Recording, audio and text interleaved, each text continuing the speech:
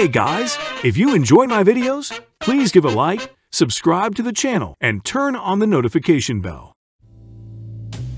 Mortis was a child from an unusual family. His father worked at a cemetery and devoted himself entirely to this dark work, which instilled fear just by its name. He wanted his son to continue the business, but Mortis was not thrilled about this prospect because he was already being criticized for being the son of such a man.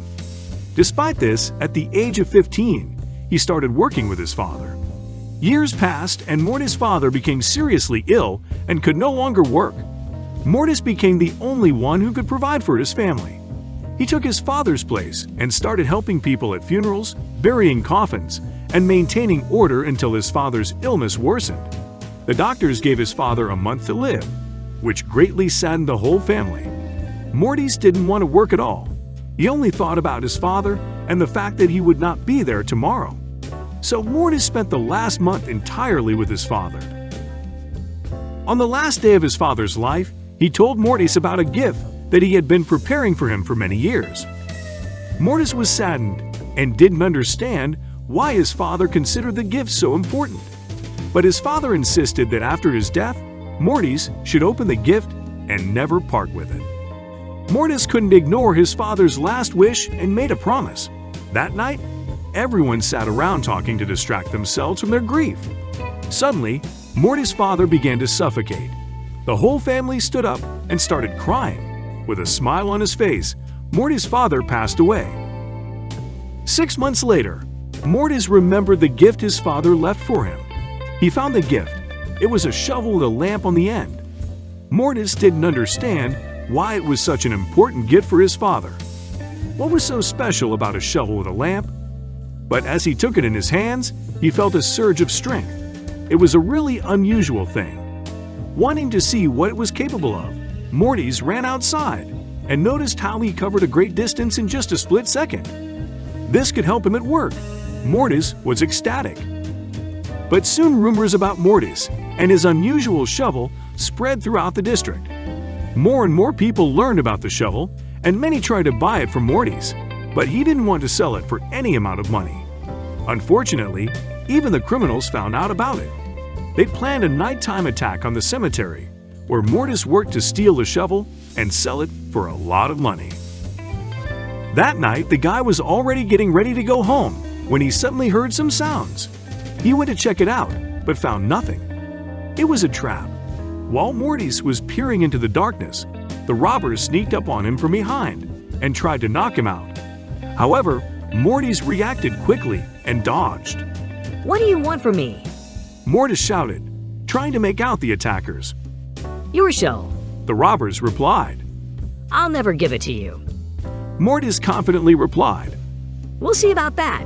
You're a loser, and you don't belong in this world." The robbers continued.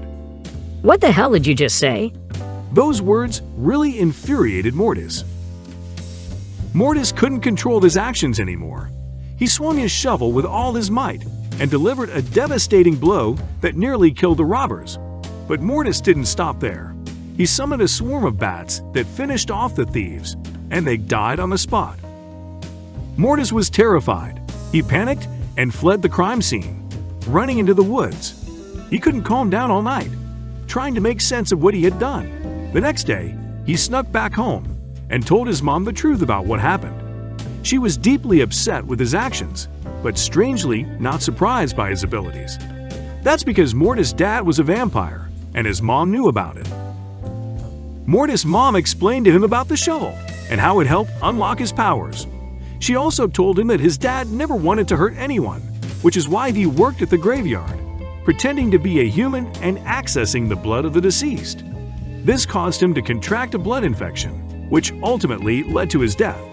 This news shocked Mortis, and he was deeply hurt that his family had kept this secret from him his entire life. He didn't even say goodbye to his mom before leaving. His ordinary life was over.